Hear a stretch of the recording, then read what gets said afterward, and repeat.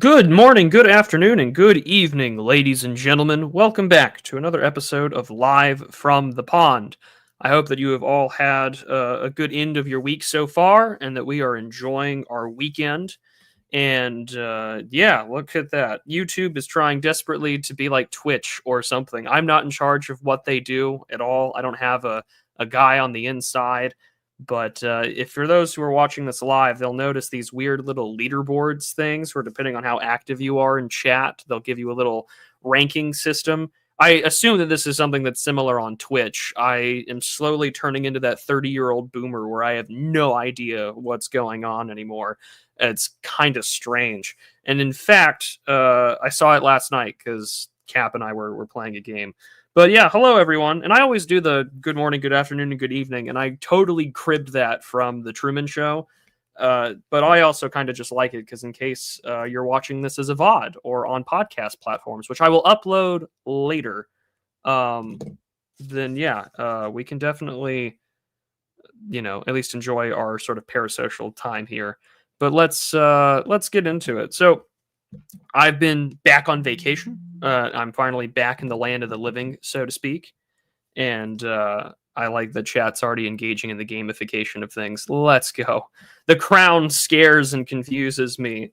The chatter fears the opportunity to become king. What a tragedy. Oh man, there's a delay. Oh, that's terrible. That sucks. But hello, Iron Age phlebotomist. I like the name because to me that just means I'm just drawing blood the old-fashioned way. What a good time. I still don't know what's going on. Neither do I. I've been away and off my phone for the last 7 days, and the first thing I see when I get back on Twitter, which has been buggy as all hell for the last several weeks, has been people talking about two separate events that unless you're online all the time, you're not going to know. I like this from internet friend. The chat lurker rejects the false authority of the YouTube crown. The crown is in the gutter, and you're not going to find it in the YouTube comment section. But I do enjoy that they have that there. A fun little super chat goal is up there for you gentlemen, for those who are a part of the unprotected class, which is gamer Americans. That's the only hyphenated American I recognize. So I guess we'll just get into it then. I have a few things I wanted to catch up on these two little points of, actually 3 points of dialogue. But then I spent a good chunk of change writing over the course of this weekend. So I made it, I think I mentioned it last time I was live. I was going to be on vacation for a week. And did I put any content out? No. I realized I didn't bring anything to do any video editing or things like that. But also I was far more interested in spending time with my girlfriend and, more importantly, soon to be my future wife. So I said in chat to a few guys, I said, she said, yes, we're engaged. Please pray for me that I don't turn into a wife guy F slur. So there you go. I'll announce it here and I'm not going to make it a big deal after that. But yeah, so I was gone all week. I had a great time and got terribly sunburnt. Although I was thinking about this earlier. You know how when you're in the shower and you're just doing all of those fun little arguments in your head when you're thinking about the things that have gone on in your life. And I remember I think it was like a year and a half ago, maybe 2 years ago, I did a video on the coming sort of like filter.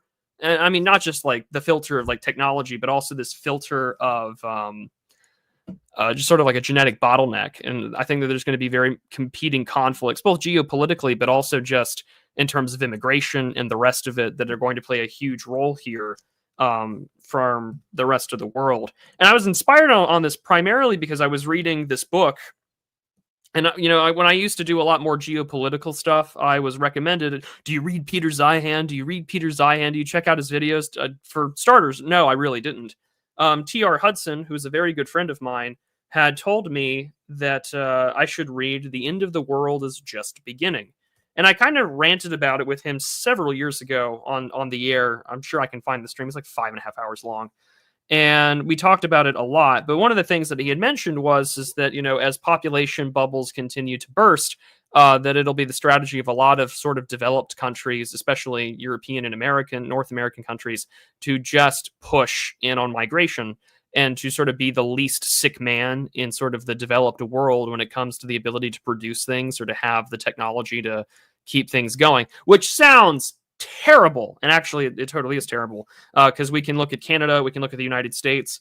We are not superpowers in the way that we used to be.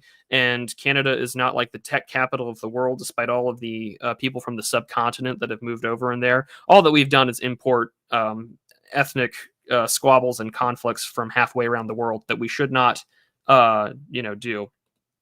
He made the same lecture 15 times, and he's wrote the same book 4 times. Yeah, I know. I don't really have to worry about that, because I don't read him. I read this one book. Some of the things were interesting, and it was really depressing because he was just like, well, at the end of the day, like, we will just be fine because, we just bring all these things together, and I can enjoy my fusion food, and I can just enjoy everything that I'm already doing. And it's like, okay, so the rich get richer, poor get poorer, and you and I have to deal with the consequences of importing the third world. I think of that old John Winthrop tweet that America is not full. If we just grind everyone into a fine powder, we can fit the rest of the world in this country. It just means everything gets worse. That's right, centrist William Shockley. I enjoy that everyone's got their YouTube names. Peter Wyman, that's also true. I like this.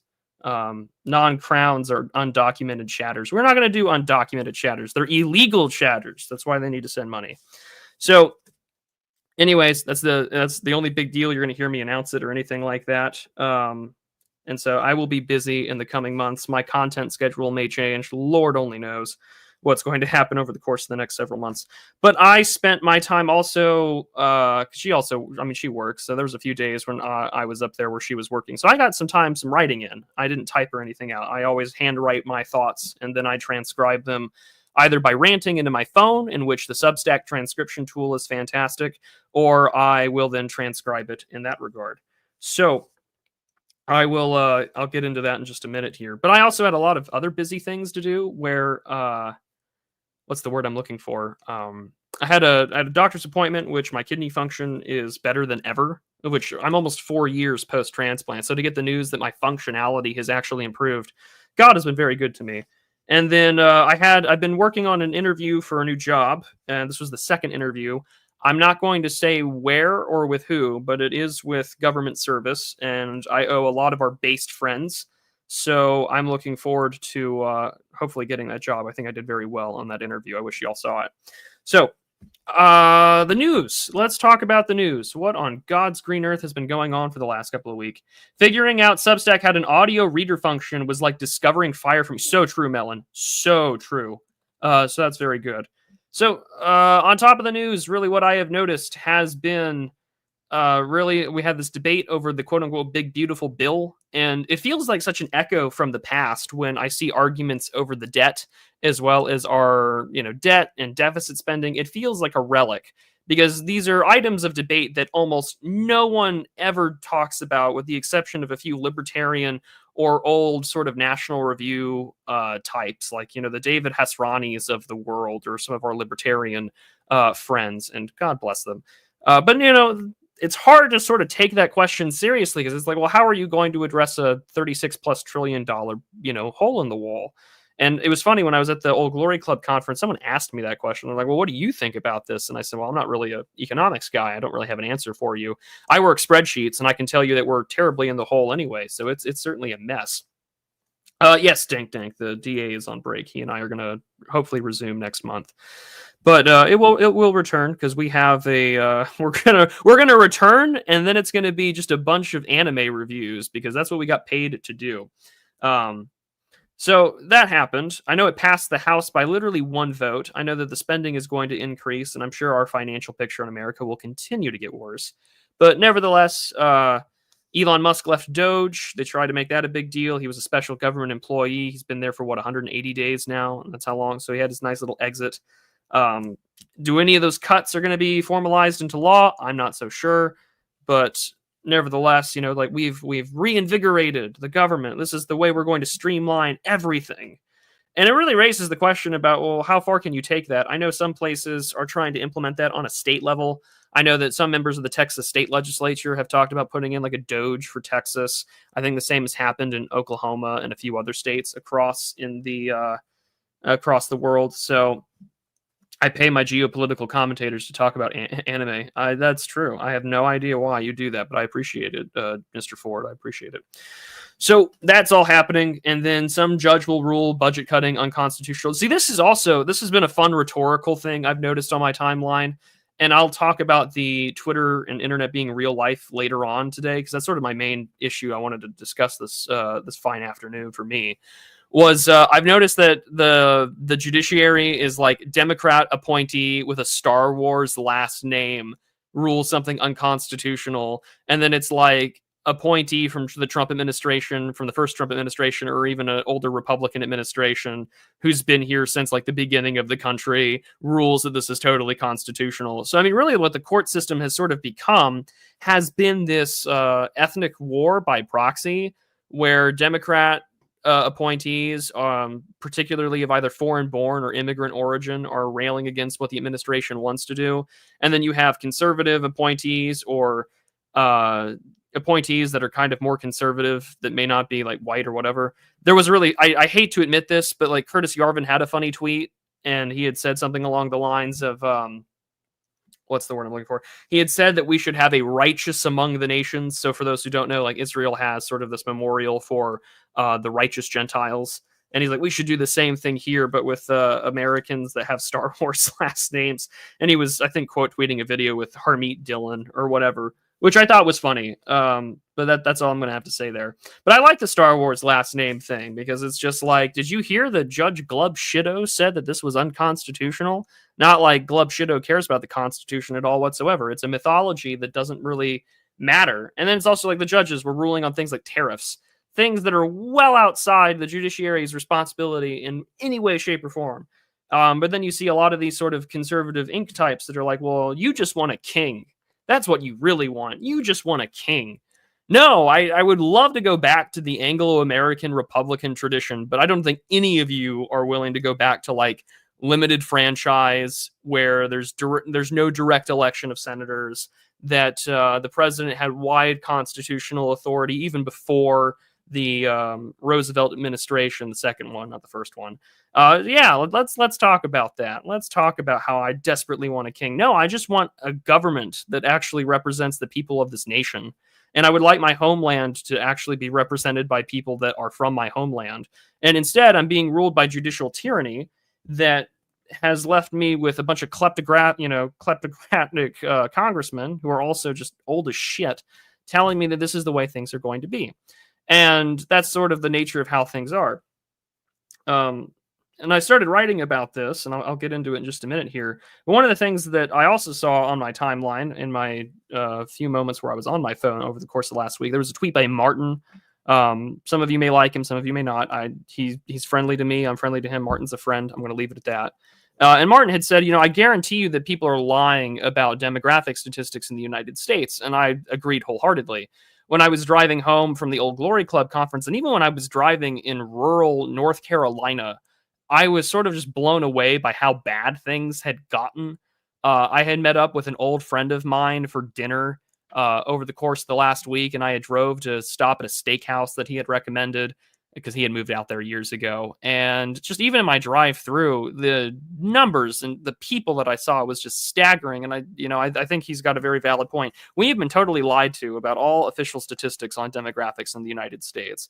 And to which I know some of our European friends may jab us about that, but also it's just like, I think Trump had said he let 21 million people in, the Biden administration did. And that's a whole other thing on the news, is that there has been this great amount of Biden coming out into the woodworks again and trying to talk about his cancer diagnosis. Like, we're going to beat this thing. We're going to win. And he's like, well, how do you hear about all the people that are attacking you? And he had literally said, oh, well, I'm mentally incompetent. I can't walk, and I'll beat the hell out of them, or I'll beat the hell out of both of them. And of course, nonsense and gibberish, even though it sounds almost cogent, it's still the least cogent thing that he has said. And he had let in millions of people. And I mean, really just pure acceleration. And then you've got people like fucking Chuck Schumer. Yeah, I know, Chuck Schumer and all that jazz. And he had said that, we need to have a pathway to citizenship for the 11 million or however many are in here. And I had simply tweeted out, well, what he's really advocating for is just the end of any sort of like white, like Anglo-European tradition in the United States of America. It's that straightforward. And it has always been the plan from the beginning. The hour of decision came and went, and now we're sort of reacting to everything, which is tragic. So I've noticed that, and then the other fun things about a beautiful view, as well as a certain gentleman from Brazil doing terrible, terrible things. I'm not going to get into it. I have not seen the video, nor do I want to. I think that the best take on this was from Oren McIntyre, where he's like, listen, man, sexual degeneracy is a vice, and it will always be used against you by intelligence agencies. So if you speak out on certain subjects, it can be used against you. But also, I'm thinking to myself, why are we overcomplicating this? People are engaging in degenerate homosexual behavior. Are you surprised that this kind of thing got leaked out? But it also really does destroy the myth about what you do in the privacy of your own home to consenting adults. If that were the case, like, why did you retweet it to begin with? And then secondly, why on God's green earth,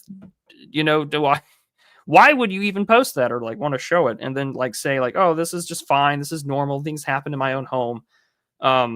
As some of you may remember, when Dimes and I covered on Do You Even Read on resistance to evil by force, I had noted that one of the things that he wrote about was the disgust response. And that once they start attacking the disgust response to evil and things that are bad for you, they really, that's how they get you to side with evil to begin with. And it again, the amount of propagandizing that has taken place from like Will and Grace to the movie, like, what was it called? Philadelphia, and everything else about the crisis, it was just sort of mind boggling. And while I was out and about, I had to have a little bit of a chuckle because I was in, and again, this speaks to my youth. I was not there when this said crisis took place, but I was going through an antique store, and I always go hunting for old books. I got some of the Harvard classics. I got a really nice old print copy of Le Mort d'Arthur. Like, I'm really excited to go read that. It's been a long time. And I noticed that there was this like huge hardcover Time magazine sort of like book on like, or just a print about the AIDS crisis, and it's talking about how it can happen to everybody. And it's like, well, if that were the case, then all commercials advertising PrEP wouldn't show overtly gay Black and Mexicans. But that's a whole other discussion for another time now, isn't it?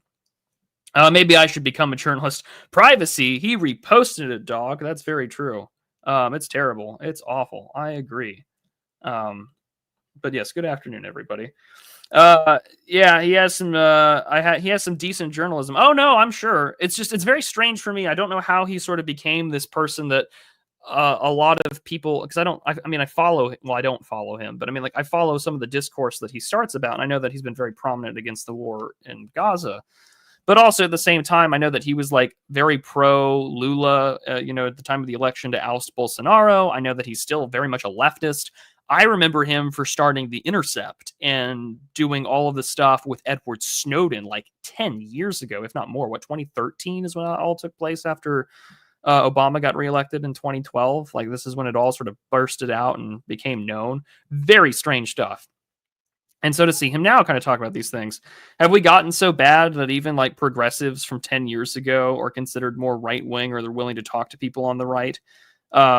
I guess that's the case. I mean, there was a tweet I had saw the other day, and I think it was from a woman of all people, but she's just like, I was considered like a raging hippie for liking raw milk and being skeptical of the medical industry, and now I'm called a Nazi for doing the same thing 10 years later. Really doesn't illustrate how far we've jumped the fucking ship. Right-wing journalists are very goon-coded. Oh boy, yes, well, you can just say journalists are very goon-coded, because even fucking James O'Keefe is still doing his shtick, and apparently he managed to, I don't want to say honeypot, but he managed to get some video of David Hogg, who was up until recently like the Vice DNC chair or something like that. Absolutely and strange. 2013 was the Smith Modernization Act. 2014 was the Great Awakening Color Revolution, just like the Arab Spring, Umbrella Revolution in HK, Euromaidan, and Orange Revolutions in Ukraine. Yeah, it was a weird year to sort of be finishing high school and then sorry to age myself there, to finish high school and then just see like the entire world go to shit. And I lived overseas when the Arab Spring started, and then I finished high school in the United States, and it was just absolutely strange to see. And it's kind of crazy because it was in May, right? I'm now going to go look this up like an idiot. When was he killed? Yeah, May 2nd, 2011. So we're at the end of the month. or at the beginning of this month, we had Osama bin Laden's raid in 2011. And I remember when that happened and the news broke that Osama bin Laden had been killed. And it was like America won the World Cup. I had guys in high school, like seniors and those that were planning to join the military to follow their father's tradition. They had American like flag face paint. They were just screaming and hooting and hollering. It was this weird moment where it felt like something collectively had done. And even when I was younger as a kid, one of the things that my teachers had done was like this current events thing where you would like bring an article from the newspaper and to talk about it and what that means or how you understand it. And of course, when you're like a little kid, like you can read about something going on in Britain or in America and you have like real no understanding what it is. They're asking like just to talk about it and have the teacher sort of talk about the news with you, which in retrospect, I appreciate, but also think to myself, well, so how brainwashed was I? But I remember even then in 2003, going to school, and the big news story was about like getting Saddam Hussein, and there was sort of this like we got him kind of mentality, even amongst the kids, because we were all military brats. Like you support your dad, you support your mom, or whatever that they're doing, because that's just the nature of what you were raised in. And I know I'm speaking to like a really small subset of people who might be in chat or listening on the VOD, but like when you're raised that way, one, you're kind of instantaneously a third culture kid because one, the military brat kind of culture is its own separate thing because you move around a lot.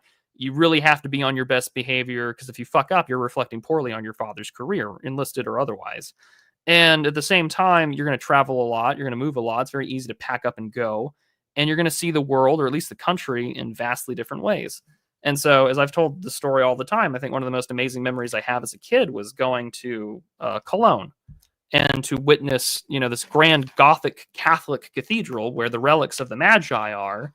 And it's right next to this museum covering the Roman colonization of that area as they're fighting against the Germanic Alemannia tribes. And I think that that's sort of just amazing to know how old the West is. And how old, the part of what I would call like some of the birthplaces of civilization for what we know collectively as the West to be. And I mean, I take that. I will take that memory to my grave. I absolutely will. And so to sort of come back to America and now be not in the military or affiliated with it in any way. I'm obviously 4F, but it's sort of strange to see all that take place. And now, there's a lot of people, both who have served and those who grew up around it, where we're all kind of like trying to deconstruct the last like 25 years of our life. And it's sort of insane to think about that. Like, wow, the world I grew up in and the world that I was raised to believe in, I have so many mixed feelings about. Like, I get somewhat nostalgic. I know that sounds terrible, but I get somewhat nostalgic when I see George W. Bush because I have childhood memories. My dad was at the Pentagon on 9/11, so things like that happen. But at the same time, I'm like, oh, you're still evil, like you're still part of this terrible, wicked political class that wishes for my destruction and would love to just see things go further and further into hell while you get lauded as the goofy white guy who paints and hugs Michelle Obama. Like that's sort of a radicalizing moment for a lot of us. And it is certainly strange to consider.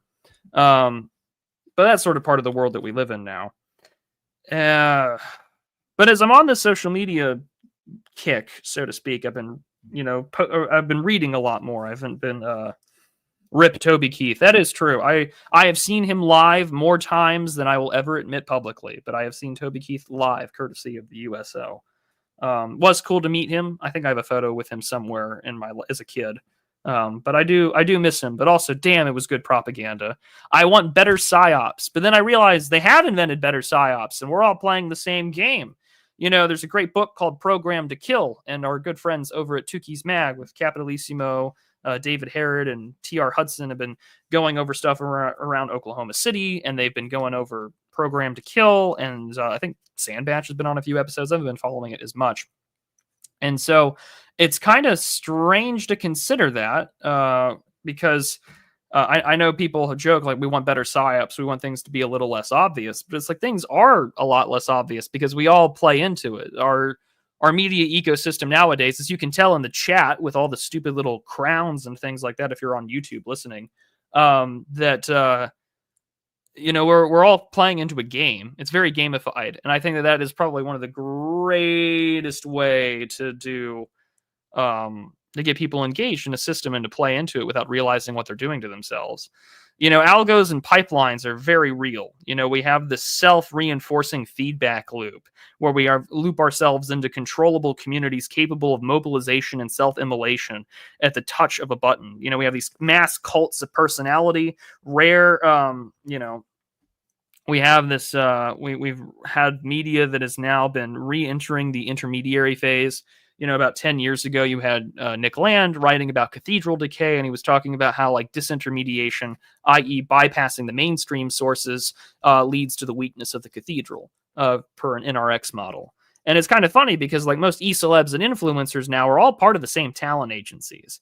Kayfabe returns in the form of sort of the video about the response video, or the leaking, or the ability to just sort of like stream and call someone out, like to some extent content cop, i.e. from iDubbbz, and even more recently now with H3H3 and the whole issue about like Israel and Gaza. Even that place is a return to like the intermediaries of, well, who do I trust to be representative? Because the news nowadays is almost entirely dedicated to fandom.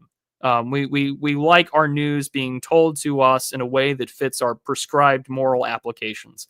You're playing into it with me too. I mean, let's not kid ourselves. But I can say with very well safety, I am not being paid by a talent agency. I'm not being paid by a think tank. I'm not being paid by anybody. You will never see me on like the CPAC listing of speakers or anything like that. One, because I will say no, but two, because I like my independence. But so the wrestling ring goes digital, so that all certainly returns. But individuals looking for truth, or whatever passes for truth these days, finds themselves lost in a sea of CEO optimized content creation, all while thought leaders post abstracts of research papers with actual any data is likely not to be seen. There's a replication crisis going on, and we saw that with the debate between our good friend Dave Green, the distributist, versus Nathan Kaufness. And oh my gosh, it was awful. It was just awful. I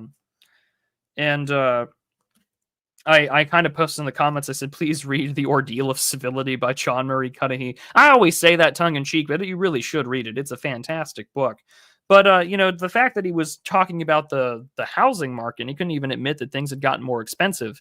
Like from 1985 to like 2005, you saw a steady increase in the prices of housing. And then that kind of pricing doubled from the course of 2005 to today. And I think that that's an absolutely insane thing to consider about how just unaffordable things are. And we keep bringing people into this country. And so things are relatively unaffordable. Everything is now being bought up by developers. And the idea of having single family housing to actually raise a family like our parents and our grandparents did, it becomes this almost impossibility. Like there's this huge pornographic trend, and I don't want to call it, well, I call it pornographic, but it's not like actual sexual content, but it's pornographic content in the idealization of downward mobility. There is a lot of downward mobility pornography online. You have like TikTok influencers, and I think it was Helen Andrews, or it was someone else I followed that was talking about this. And if you're not following Helen Andrews, she is the one woman that I will always recommend people follow. Her Teutonic autism is something to behold, and I'm glad that she is married with children. But nevertheless, you have this a lot of pornography, what I would call it, of just downward mobility. Like, let's tour my tiny home. Let's write articles about how awful and lazy men are, specifically white men. And I'll get into that in a second. Where, we can just idealize rather the white picket fence in the suburbs in Mayberry. We're just hoping that somehow we can scrape by an apartment and maybe I don't need a roommate. And if I have a roommate, it's just one roommate. Or maybe it's even my partner or my spouse, or this other like really gender neutral language that is sort of like made heterosexuality this like safe, edgy thing. Because even now with like, we have our little pop stars of the summer, these hits, and you see these things blow up on social media. It's just like, even the degeneracy of like left-wing pop stars and things like that is so safe. There's nothing transgressive, or I've become so immune, or I've become so desensitized to what I would consider transgressive. I'm like, oh, well, that seems rather tame compared to what you guys preach and advocate for. So, we have replication crises where no one can really trust what's coming out of the academy these days. And as Owen Cyclops had mentioned on Twitter, for like almost a century, the American medical establishment had a quasi-religious status as priests. and we would believe them if they told us to do anything ranging from how to raise our kids in utero and what to do for them, to fat, to eggs, to steaks, to bloodletting, to lobotomies, to everything like that. Some of it I won't rule out, as an option or maybe as punishment, but nevertheless, it illustrates that they kind of fucked it up with COVID. Because now here's the thing: if ever a real disease were to emerge or another leak were to come out, how many people on the left or the right would believe it? And when people really start dying, then what's going to happen? And that's a particularly interesting thing. And outside of the replication crisis, we now live in an age, and especially with how AI has gotten these days, where unless you were physically there or you can trust the veracity of the video and its source from, say, a decade or two ago, you have to be incredibly scrutinizing, and you have to look for those telltale signs of this being AI generated. There was a video by a feral historian where he was talking about the quote unquote like Biggs edit. So for those who are aware of the 1977 original Star Wars film, there were a lot of people who claimed that they saw a cut scene of Big Star Collider and Luke Skywalker seeing the battle up above with the Tantive 4 and the Star Destroyer. Now that scene, of course, has been cut out. It's a deleted scene. It was cut on the cutting room floor. George Lucas was still editing the film as it released in theaters.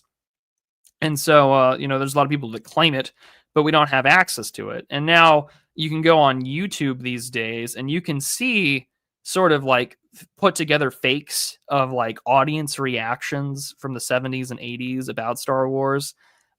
Doubt any of it's true, any of it's accurate and things like that. But they offer a weird sort of experience of time travel, although it's all fake. And the same thing I think is going to happen now, because even if you were to claim a video is deep faked or AI generated, it doesn't matter, because we can easily take those images and we can take this made up bullshit. And all of a sudden now we have the capability to, one, totally distort our understanding of history. You already see this now on TikTok, where it's always like some black or just non-white person doing the whole "we was" thing, and he'll be like, this is what like ancient Britain was like, or this is what the British Empire was really about. I can't believe they took this from our history. So now the programming that we would see from like terrible histories from the BBC or the rest, now they can amplify that just kind of organically through idiots reposting AI images of what they think to be a black royal family in a country that was 99.5% white less than 50 years ago. But nevertheless, the interpretation of history is now being digitized and erased in a way that would make Orwell blush. And I hate even referencing 1984, but in this instance, you can very much easily control that with a great deluge of bullshit and slop. And so, like, the slopification of the internet is going to have this great deal of trouble for any future historian that manages to escape this age intact. So whatever history that we may have, there will be terabytes and terabytes and petabytes and all sorts of larger file sizes than that of just made up bullshit and slop that grad students in the history in our future based world will have to inevitably sift through. Nevertheless, I think that body camera footage, that'll be an interesting one to see faked if they decide to do that. Although right now, I thank God for the left and their push for body cams. This will keep the cops in check. No, it just confirmed my biases. We should do the same for teachers next, if you want me to be honest with you. One, will expose the teachers that are being disgusting, but also we will expose it's the same bad students over and over again causing problems. But you have all these models on demand that you can jailbreak and do things like that, and you can create some interesting things. Sam Batch and I were talking with a few friends at the Old Glory Club conference about this, and it's basically that you can create models that are effectively weapons, at least psychological weapons, in which you can have people look at your posting style, aggregate all this data, and then talk to you in a way that would try and convince you to hurt yourself or convince you to take action against certain things. And we saw this already, wherein there are like teenagers that have already unfortunately ended their own lives over the issue of chat bots and things like that. And we've also had the like coins and things like that too. I mean, all sorts of fake nonsense. And yeah, it's scary and unavoidable, as a certain king in chat has already mentioned out. It is an unavoidable factor in our life. But I mean, I was just thinking to myself, and I'm going to put a video out on this shortly. I'm just going to tease it here. But basically, if you can create a sort of a chat bot or any kind of like model that can facilitate, I don't know, the mass disruption of social life, even if 1 or 2% of the population, or even 0.5% of the population, like 0.05 or something like that, like 5%, a statistically significant amount of people to take action and to be motivated to do things like that way, then wow, then the damage that you could do physically would be immense. And so I've been reading this paper. I've been rereading a book, I should say, a book about the spread of nuclear weapons, a debate renewed. And I quite enjoy that sort of thing because it's from Kenneth Waltz and Scott D. Sagan. I think this was in the late 90s when this came out, during the last India-Pakistan conflict of the last decade of the 20th century. Although we just had another one recently now. So I thought, oh, I should reread that book. And then I started trying to replace the word nuclear weapons with artificial intelligence. So I'll just read a sentence here and I'll see what you think. Why should we worry about the spread of artificial intelligence? The answer by no means is obvious. After all, we have lived with artificial intelligence deterrence for over half a century now. The two superpowers maintained a long peace throughout the Cold War, despite their deep political hostilities, numerous crises, and a prolonged arms race. Why should we expect that the experience of future AI powers will be any different? A prominent group of scholars has pointed to the apparent contradiction between a peaceful AI past and a fearful AI future, and will argue that the spread of artificial intelligence weapons may well be a stabilizing factor in international relations. In Chapter 1, Kenneth Waltz presents the strongest and most sustained set of arguments in support of this thesis. It is important to note from the start that Waltz is by no means alone in holding this position, as a number of other political scientists have jumped on the pro-AI proliferation bandwagon. And you can go find this book online if you want. The Spread of Nuclear Weapons, a Debate Renewed. I'm just reading this chapter between Sagan and Waltz on this issue. And it's just been fascinating because what a fun weapon and tool to have that. But on top of all that, you have this sort of make sure the bank knows that they can't use voice recognition software for your account. That is true. I would be absolutely borked on that instance, but I've already talked to my bank about that. I appreciate that, though, Jay Ford. And I also don't like when I see phone numbers that call and I don't recognize where they're from, I almost say little to nothing. That way they don't have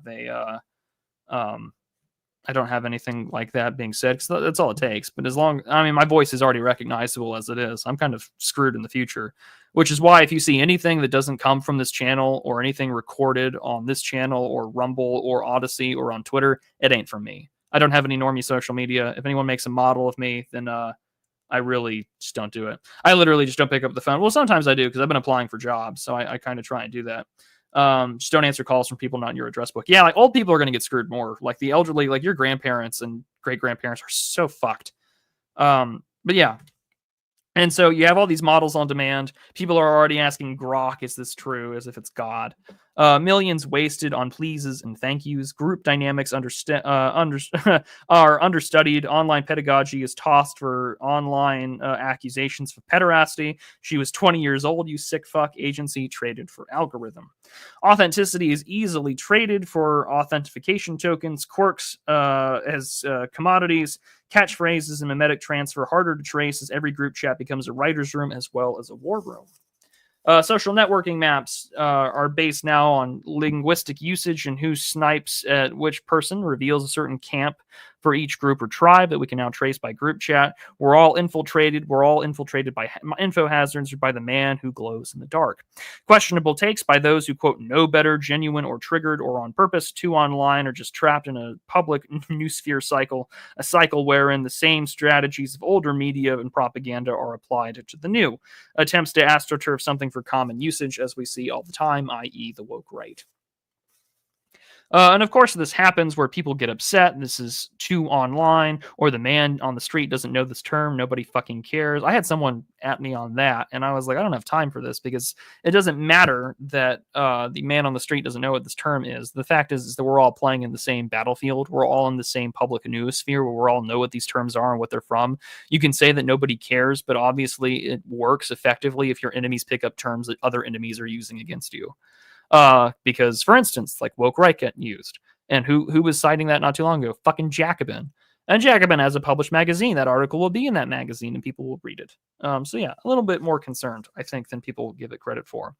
Does the man on the street matter for discursive development? Absolutely not. The man on the street will definitely just pick up the TV. And unless he's already on social media, those terms will get used by influencers that he or she may be watching. There will be no more we can't all get along moments. This isn't the Rodney King days. Those moments fade as people on the news, they pick up the news and they spin it in seconds by second as it happens and takes place. Unity and trust are evaporated as online spaces confirms what meat space already sees. Your lying eyes are meant to be believed, at least IRL. Online, not so much. It's very hard to do that. Although it is interesting because you can create accounts that will parody the dead and will try and get other people in trouble and create things that will get people to rally behind a certain cause that they may have thought was the morally correct one just moments ago.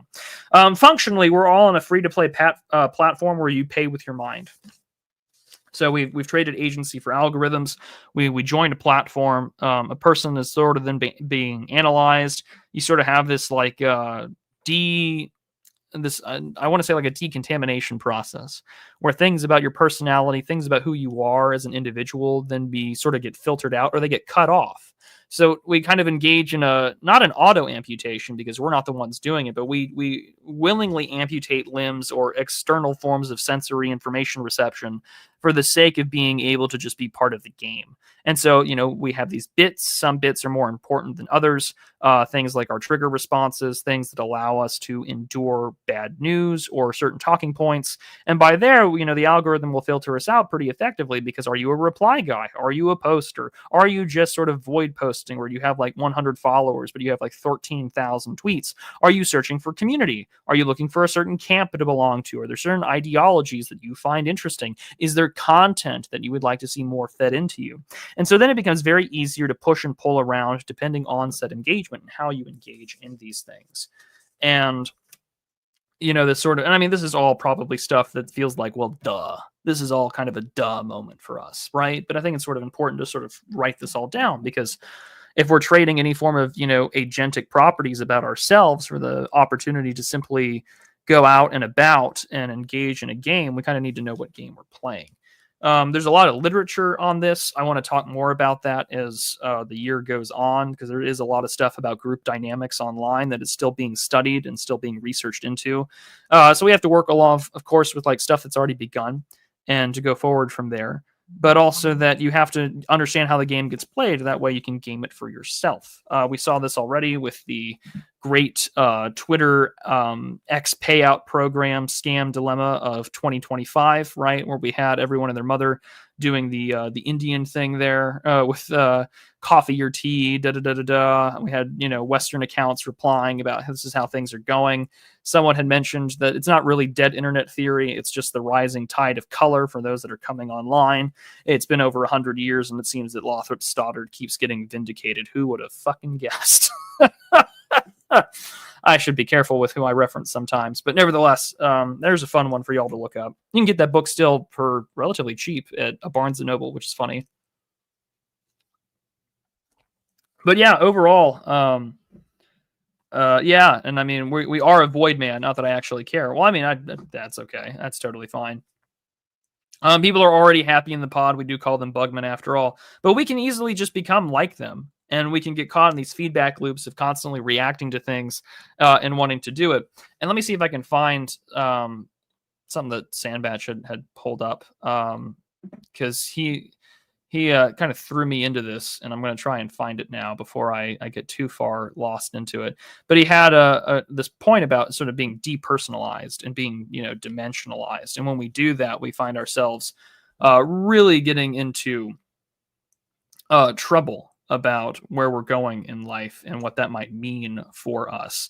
So here we go. This is the one I was looking for with special application here.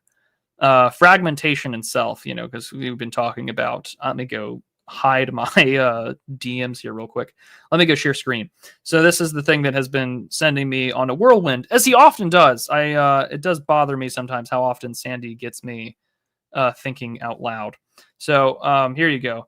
fragmentation itself. So like you have dimensionalization operations, or like fragmentation, decontamination, however you want to change your or understand how the world really works, or how you can easily be broken down and turned into something in a way that can affect us.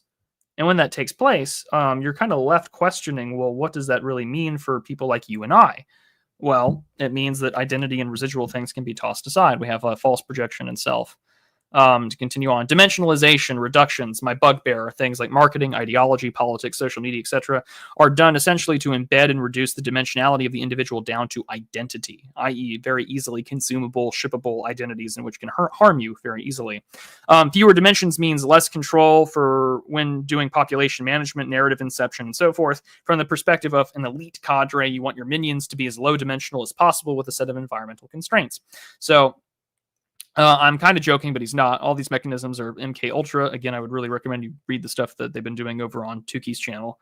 But this is your social medias and your AI tools. So you have a normal woman, dimensionalization operations. You get an e-girl, and then things that prevent cluster B mental illness. Many sandbatches died to give you this information. But yeah, like a poorly constructed identity can happen, and this is happening on all fronts. I'm not just talking about e-girls, right? But this just really means the dimensionalization operations, which I think really are ways to chip away at potential nuance or opportunities. Like, notice how it's almost impossible on Twitter or most social media to have opportunities for debate. I really do miss this is old YouTube, but I really do miss the reply function for videos on YouTube, because it didn't matter what you were into, whether it was like new atheism versus religion, or even debating whether or not the Star Wars prequels were as shitty as you thought they were. You could do that about everything. And now those operations that take place for us, whether it's identity, belonging to a camp, being quote unquote recruited, and being seen as a viable option for a group chat, that all disappears in an instant, right? Like, or that all happens almost instantaneously when you sign on. And when that takes place, you kind of get filtered into where you're going to be. Are you going to be someone that is unwittingly regenerating or reposting images and ideas and beliefs and ideologies that may have come from, I don't know, a think tank, a foreign source, or an individual that has been compromised by an intelligence agency, or worse, being paid by a foreign power? We know that this is very true. I mean, we saw this also. I think a really early example of this would, of course, be the stuff that happened during COVID. We witnessed the sort of rapid pace destruction of any questions over like the Chinese and what was happening in China at that time. And then all of a sudden it transferred over to talking about Trump. You saw this on Reddit, one of the most trafficked websites in the world at that time. I don't know how it's ranked now, but it was in like the top 25 during the 2020s, or at least during 2020. And it went almost on a dime somewhere in April. It went from China to Trump and then the election. And we see this even now with a variety of things where people will, willingly feed oxygen to these dimensionalization operations where, people can write you off more easily. I mean, it's the same thing with labels that we see in modern day politics. People will call you like a crypto Nazi or a crypto fascist. I mean, this is shit Gore Vidal did to William F. Buckley back in 68. And all of this sort of takes place in a way where you can just be listed as an identity, and it's more easy to control or label you and prevent things from happening, which is terrifying. But this is sort of the game that we have to play, and we're well aware of that. I know he doesn't like using metaphors for it, but it really does feel almost as if it feels like, the dimensionalization operations do feel like immunosuppressants, because you are now cutting off things that would make you stronger to resist these things, but now you're left with an identity that is more easily catered and now constantly drip fed a series of drugs that you have to live on and to survive. And if you get cancer from them, oh well, so be it. You enjoyed your time on this earth. We hope that you enjoyed being transplanted into an identity or being grafted into a certain camp. And when those things take place, bam, easier to control. I think that this works on a lot of individuals that are maybe not as well read or not as investigating these kind of ideas. And I think that there's probably an IQ threshold. So, and that's a terrible, probably not the most accurate term, but there's certainly like an IQ threshold for these things, wherein it's a lot easier to spread the masses. And I mean, this is why, as George Sorel had pointed out, and I know I'm not the only person to reference him. I think even Martin Sellner talked about this at the Remigration Summit, is that, mythology, this is how you can do it. Identities then can be break down to part of the mythos. So if someone's identity is now reduced to a mythological evil, In the case of the post-war consensus, like if you get labeled a Nazi, like a lot of people will just be like, wow, like that's terrible, and I don't want to be associated with that. And so the game continues to play on. And you see this also with things like woke right in other terms that have emerged out of the last 20 years of being on the internet. And our, mimetic consciousness has changed as well, because we don't really just engage in straight text anymore now, do we? We engage with memes. We engage with images. Our forms of communication have been so orientalized, as McLuhan noted back in the 60s, that we now are really only communicating in various forms of pictographic communication, in which the proper English verse and prose is so lost to most people who even speak English to begin with. Because good luck trying to read any novel that was published just a few decades ago, or any of the great, what we would consider modern and Western classics of maybe the Western canon. This is, Nick Land's big thing right now. It's about canon.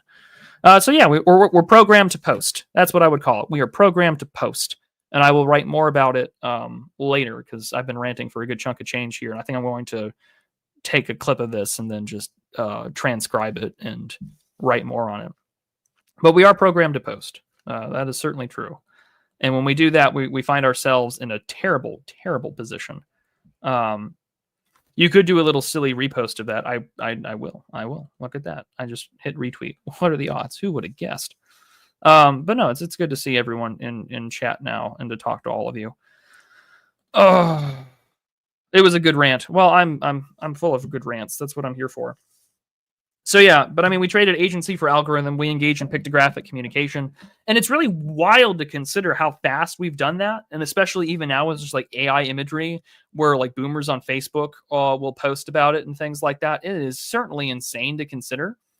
And it's particularly interesting now. And I see already people in chat talking about what number they are. Don't you love this gamification? Don't you just love what it's turning into, and how things go? Yeah, time to rewatch the Heartland of the Real series. Man, that's a great book. I would really recommend that.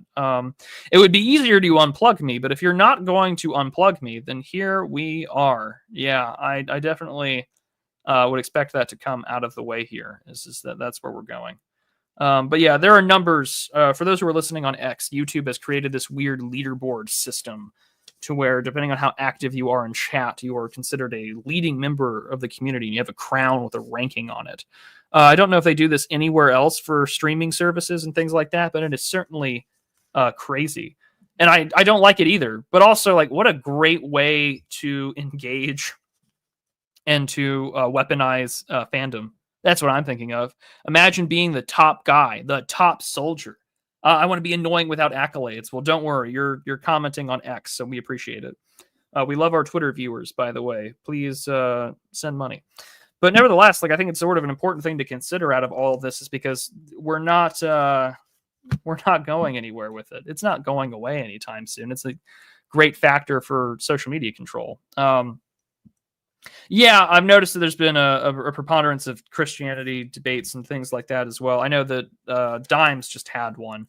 It's a perennial issue on sort of these online right-wing circles. It's going to be religion. It's not going to disappear anytime soon at all. So I don't think now it'll disappear. I'm your top guy, Mr. Prude. How do I need to be eliminated? Yeah, that is true, Mr. Walgon. I don't know. But I appreciate it nonetheless. So we love our top guys. We really do. But see, if I were like, I don't know, like a titty streamer on Twitch, and I was like doing something on YouTube or with a VOD or whatever, imagine how easily that can be weaponized. I know I'm not the only person who thinks this, because if I'm thinking of it, some asshole at like DARPA has already written like 20 white papers on this, right? Like, that's sort of the thing how it is. I like how people are ragging on the Mormons and they just don't care, and then they escalate to calling them Muslims. Well, Jay Ford, I'm not going to really get into that one, but it is kind of interesting how both Muhammad and his followers, as well as Mr. Smith and his followers, write themselves into the Bible, but I'm going to leave it at that. I appear, says Alex Berry. Well, we appreciate you appearing, nonetheless. So, overall, it's been sort of a wild thing to consider with that taking place. And I think that it's going to make our sense of scale. That was another thing I wanted to talk about, was scale. Imagine trying to maintain sort of even a modicum of our Republican Democratic system in a way that is going to function with all the things I had just mentioned. One, it makes a lot of the population easier to control, but two, like imagine just like your Gen Xer or your Boomer on Facebook. I know the Boomers won't be here forever, but I mean they still are the overwhelming majority of people who vote in this country. And like imagine how easy it would be just for like a meme page or something sort of kind of relatively harmless, and then for like an AI image to sort of just like fuck up public consciousness for a second. Like you can generate a Black Swan event really easily, actually, and it would be fun to see what happens. Is Prude fishing? Prude is fishing. Well, Prude went fishing. I actually have a fishing video made, so I will drop that next week. I have a fishing video, and I'm going to talk about the proliferation of artificial intelligence as nuclear weapons. Terrible. It's a terrible comparison, but at the same time, I think that because of how more ubiquitous AI is, it's kind of interesting to talk about it in the way you would talk about a WMD, because it can be. And that's kind of the exciting, creepy part about all things. Did I catch any? Not on camera, but I did catch some smallmouth bass. They've admitted to doing that on Reddit. Of course they have. Because Reddit is a great data aggregator, and Reddit is a great like narrative pushing manipulation tool. Why wouldn't they admit it? It would be a good time. God, that XP thing is gay. I'm going back to X. Nevertheless, we thank you, Alex, for being on commenting. Nevertheless, X is the worst though. It can be. It's been really shitty for the last couple of weeks, just because of how awful it has been on online. You know, because the app will just break, or it will die and things like that. And now people are in some of my chat where it's just like, oh, well, maybe I can just use certain things that have taken place, i.e. like that Glenn Greenwald video, and make it a Studio Ghibli and see if I catch another ban. Like, that's nuts to consider. But, you know, that's sort of the way that things are going to be. We all play a role in this. And I think that when Gio and I covered the video of... or the article by Schwab about Slop World, you know, that sort of stuff is definitely not going away anytime soon. And you, like I said, you can generate a Black Swan event from it. And again, it'll be really interesting. Like, imagine how easy it would be. Like, we saw this in the 2020 election. I think someone had done like an edit of Biden saying, welcome what state, and then the background image had been edited or deepfaked to say a different state and things like that. And it made the rounds. There weren't too many, as far as I remember, of the 24 election of AI stuff. A lot of the stuff that's been made, ironically, that's been AI stuff has been by pro-Trump people just making memes, and Grok has made that much easier. And I think that that's going to be a really great way to fuck with discourse going forward, is just like have a nice AI edited meme. Thank God they put the Grok watermark in there, although it's easy to remove. And you'll do that. Like, there was AI images of like quote unquote AOC being milked during the inauguration. There was stuff already being made now that you can go online and see. All the JD Vance memes are a really good example of that. Some of that's AI made, some of that's by good artists and good posters. And then, of course, the last thing I wanted to sort of just talk about has been this. I have often called the vibe shift a form of regulatory capture, but even now I've been listening to Jamie Dimon talk about, you know, we were stupid on immigration. We were terrible on all sorts of things. Like, what a disaster. And it's just like, well, he still believes in all this. He still doesn't, he's not going to be like an American nationalist. He just knows where the regulation is going, and he kind of wants to be in on that.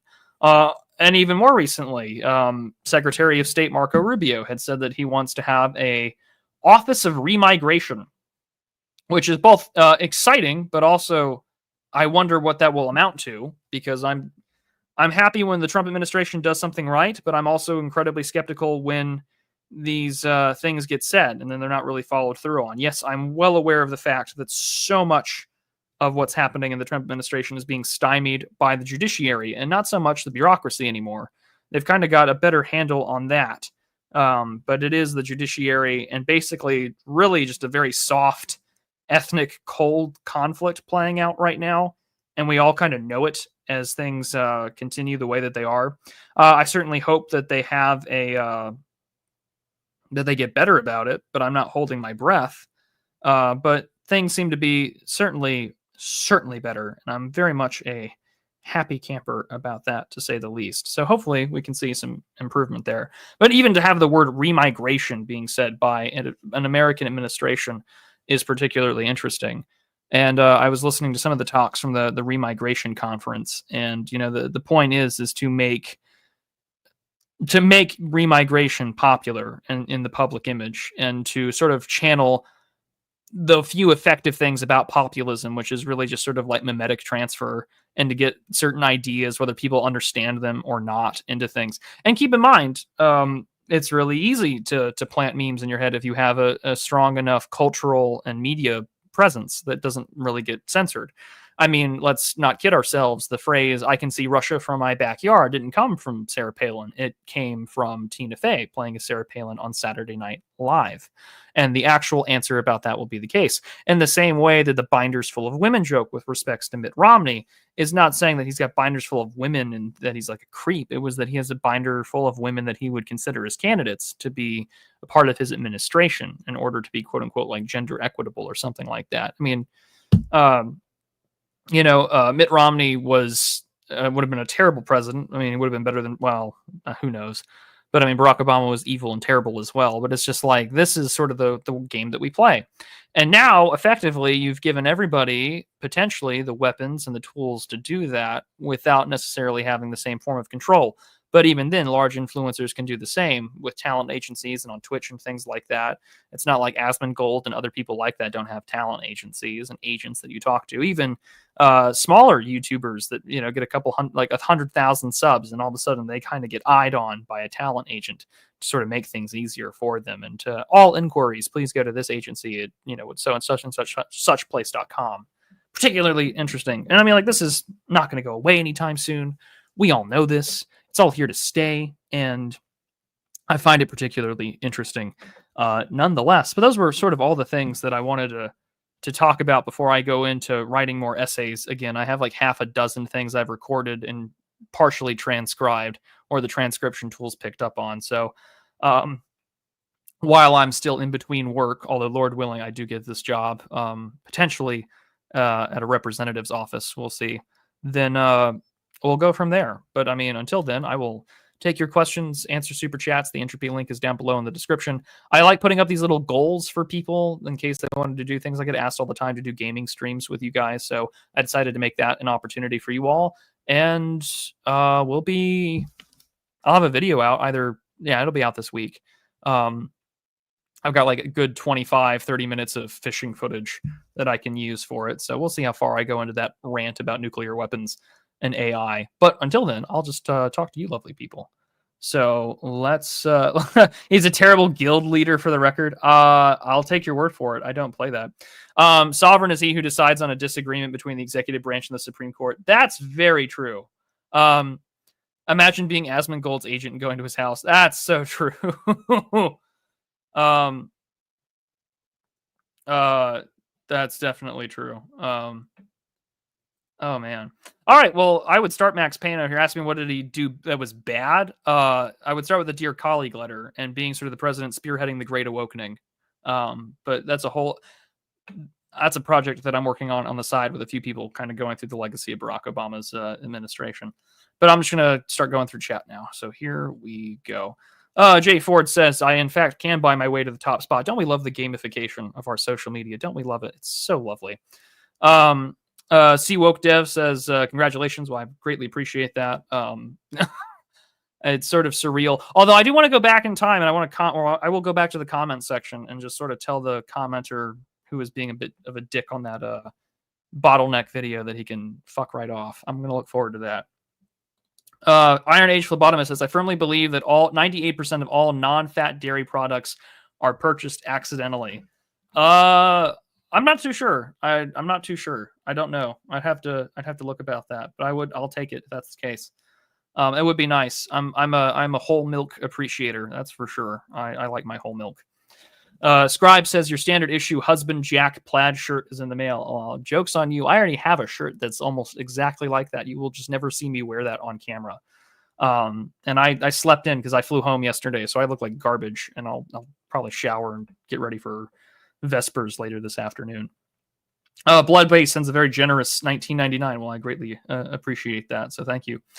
Hugo sends 50 Mexican pesos. He says, I always start my queries to AI with "Hello, slave." I hope this puts me on a priority list for the apocalypse. Well, hey, you never know.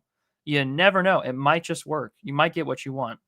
I saw a Peruvian deportee being made fun of because of his short stint in the United States and didn't learn English, but started speaking Mexican. As in like Mexican Spanish. That would be, I mean, I'm not too sure. I know Spanish is different in every part of South America that speaks Spanish, so who knows? It's quite memed. But yeah, no, I've seen plenty of videos where people are crying and complaining, and there was a great clip of a public tip about illegal workers at a job site being arrested. And I will not lie, I take some schadenfreude, and I certainly enjoy watching people who shouldn't be in this country get deported. So I'm certainly happy to see that take place, and I hope that they increase the number of deportations because it's essential. And I don't think we'll ever get good statistics on who decides to leave the country willingly. Nevertheless, while we're at it, they should increase a remittance tax while we're at it. Even a small one would cause a lot of people to leave or reconsider how they send money or just go home. So that would be good. Overall, though, I think that's probably a good place to cut it. I like having this this video, these little live streams only cut to about an hour and a half. I really prefer that. I see why Oren keeps things to an hour. So I'll put out another Real Talk and a lovely little fishing video later this week. I will keep you all apprised of what I'm doing, and then I'm going to go straight back into writing. I have a lot of things I need to just finish. And then next Monday, while I'm doing all my announcements, or not next Monday, but Monday the 9th, Do You Even Read returns with a lovely little special episode covering Charles Norris Cochrane's Christianity and Classical Culture. That'll most likely be a 2-part discussion because it's a really thick book, but I've really been enjoying reading it. And then I will also have a review out on Mr. John Slaughter's novel, Crimson Veil. I'm halfway through it. I'm thoroughly enjoying it. So I would recommend that you support friends and friendly authors. If you want to support me, the best way to do that is on Subscribestar. The link is down below in the description. You guys make sure I'm not dipping into my savings too much while this is all taking place. I'm always greatly appreciative of your financial support. And potentially I might be live later this afternoon. God only knows. We'll see what happens. But until then, I will see you all next time. Thank you all for the congratulations and your kind words. It's always greatly appreciated. And I will... Oh, hold on. Last super chat. Big Ben asked me, any thoughts on New Founding, Prude? I've met Nate Fisher. I've met a lot of the guys who work at New Founding. I think that they are... they're all sort of conservative, reformed tradition, Protestant investors who want to build things and do things in America. I don't have anything bad to say about them. I think that they've got their own thing going on. If I were part of the investing class and things like that, I would probably be more involved with them, but I'm not a man of means, at least of that kind of means. But I've met them personally, and I don't have anything bad to say about them, and I like their project. I certainly wish that they could do more to get the average conservative American down on their luck employed. And I don't say that because of my situation. I say that because of people I've tried to get jobs through them with. I know that they have a talent acquisition program and things like that, but it is certainly more for investing and trying to attract that. So if you're like a big venture capital guy, they're probably more your thing, Big Ben. But I don't have anything bad to say about them. I think that they're personally, from my interactions with them, they are very good people, and they certainly know what time it is, Nate especially. So that I would leave it at that. I think that they're overall well aware of what's going on in the world. So, good on them.